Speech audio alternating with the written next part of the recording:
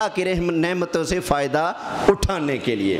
اب اس پر ایک آیت کریمہ سنتے ہیں، کیونکہ سوال ہوتا ہے کیا نبی کریم علیہ السلام زندہ ہیں؟ بھائی سن لیں، سرکار تو سرکار ہیں، اللہ کے محبوب کی شان کون بیان کرے یار۔ اللہ کے بندو، جو بندہ میرے نبی کو نبی نہیں مانتا وہ کافر جب قبر میں جائے گا پھینٹا اس کو بھی لگے گا، اور جب پھینٹا لگے گا تو کہے گا یا لیتنا اطعنا اللہ و اطعنا الرسول۔ جب کافر بے ایمان مار کھائے گا تب بولے گا کاش میں نے اللہ کا حکم مانا ہوتا، رسول اللہ کا حکم مانا ہوتا۔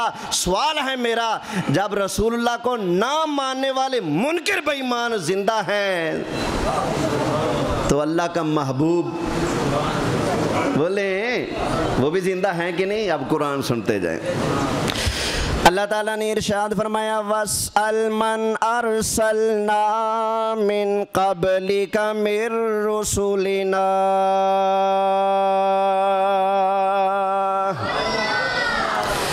أَجَعَلْنَا مِنْ دُونِ الرَّحْمَنِ آلِهَةً يُعْبَدُونَ۔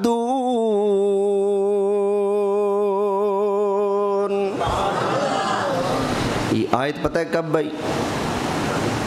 جب نبی پاک صلی اللہ علیہ وسلم معراج کی رات مسجد اقصیٰ میں پہنچے۔ کون سی مسجد میں بولیے؟ مسجد اقصیٰ بھی کہتے ہیں، مسجد قدس بھی کہتے ہیں، بیت المقدس بھی کہتے ہیں، بیت المقدس بھی کہتے ہیں، اس کے متعدد نام ہیں۔ قبلہ اول ہمارا، تو اس میں حضور تشریف لے گئے معراج کی رات۔ اللہ نے سارے نبیوں کو معراج کی رات مسجد اقصیٰ میں جمع فرما دیا۔ تو وہاں پر اللہ نے یہ آیت اتاری تھی، فرمایا وَاسْأَلْ مَنْ أَرْسَلْنَا مِنْ قَبْلِكَ مِنْ رُسُلِنَا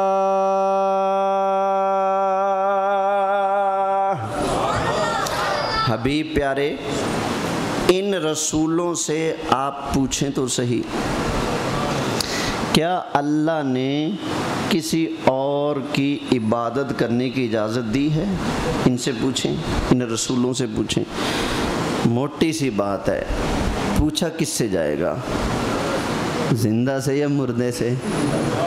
بولیے زندہ سے نا، جس کے اندر زندگی نہیں اس سے کیا پوچھنا بھائی؟ پوچھا اسی سے جاتا ہے جو زندہ ہوگا۔ معراج کی رات اللہ تعالیٰ نے قرآن کی یہ آیت نازل فرما کر بتا دیا میرے نبیوں کو مردہ نہ سمجھنا، اپنے اوپر قیاس نہ کرنا۔ یہ دیکھ لو جب معراج کی رات آئی، میں نے آدم علیہ السلام سے لے کر نبی کریم علیہ السلام تک میرے جتنے بھی نبی ہیں، میں نے سارے نبیوں کو مسجد اقصیٰ کے اندر اکٹھا فرمایا، اور نبی کریم علیہ السلام کا سب کو امتی بھی بنایا، مقتدی بھی بنایا۔ اس لیے ہر جماعت والا، ہر فرقے والا، ہر کلمہ پڑھنے والا جب نبی کریم علیہ السلام کا نام آتا ہے تو کہتے ہیں امام الانبیاء والمرسلین۔ نبی کریم علیہ السلام مرسلین کے امام ہیں، نبیوں کے امام ہیں، رسولوں کے امام ہیں۔ اس لیے کہ معراج کے رات جب سارے نبی مسجد اقصیٰ کے اندر جمع ہوئے، نماز کا ٹائم ہوا، حضرت جبرائیل علیہ السلام نے تکبیر پڑھی، نبی کریم علیہ السلام کا ہاتھ پکڑ کر آگے کر دیا، اللہ کے محبوب علیہ السلام نے نماز پڑھائی، اللہ کے سارے نبیوں نے پیچھے نماز پڑھی۔ اب میں پوچھتا ہوں، اگر حضرت آدم علیہ السلام زندہ نہیں تو آئے کیسے؟ حضرت نوح علیہ السلام آئے کیسے؟ حضرت ابراہیم علیہ السلام آئے کیسے؟ حضرت موسیٰ علیہ السلام آئے کیسے؟ اگر معراج کی رات نبی کریم علیہ السلام کے پیچھے نماز پڑھنے کے لیے سارے نبی آ سکتے ہیں تو اللہ کی قسم ہے اللہ کا محبوب جب چاہے جہاں چاہے تشریف فرما سکتے ہیں۔ اب یہ میرا موضوع نہیں حیات النبی، وگرنہ میں قرآن کریم کی آیتیں پڑھ پڑھ کر لائنیں لگا دیتا۔ بہرحال میں نے ایک دفعہ حیات النبی کا موضوع شروع کیا تھا، ارادہ تھا کہ کم از کم 63 آیتیں میں پڑھوں گا۔ حضور نے ظاہری حیات اس دنیا میں 63 سال گزارے ہیں، تو 63 آیتیں پڑھ کر میں یہ ثابت کروں گا کہ حضور وفات کے بعد قبر میں بھی حیات ہیں۔ نیت یہ تھی تو سلسلہ چلتا رہا، میرے خیال 5 یا 6 جمعے میں نے اسی موضوع پر پڑھائے، تو میں نے الحمدللہ 28 آیتیں اس میں پڑھ دی تھیں۔ کتنی آیتیں؟ 28 قرآن کی آیتیں میں نے پڑھی ہیں اس مسئلے پر کہ رب کا محبوب زندہ ہے۔ بولو کیا ہیں؟ ابھی اور بھی پڑھی جا سکتی، اور بھی پورا قرآن بھرا پڑا ہے سرکار کی عظمتوں سے، بھرا پڑا ہے قرآن، جہاں سے دل کرو وہیں سے نظر آئے گا، اور یہی کہنا پڑے گا سب سے اعلیٰ اعلیٰ ہمارا نبی، سب سے بالا والا ہمارا نبی، سارے اونچوں سے اونچا سمجھیے جسے، ہے اس اونچے سے اونچا ہمارا نبی، ہے اس اونچے سے اونچا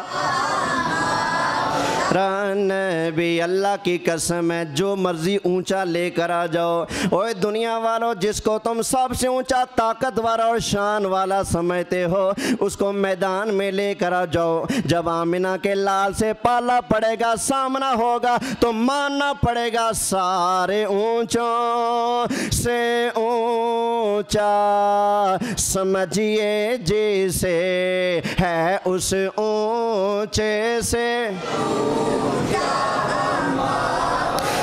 نبی، ہے اس اونچے سے اونچا ہمارا۔ ابھی قاری طاہر صاحب ختم پڑھیں گے، لیکن تب تک میں نہیں اتروں گا جب تک سارے محبت سے نہیں پڑھتے۔ سارے پڑھو یار، حضور کی نعت ہے یار، کیا پتہ قبر میں اللہ اسی وجہ سے ہماری بخشش فرمائے۔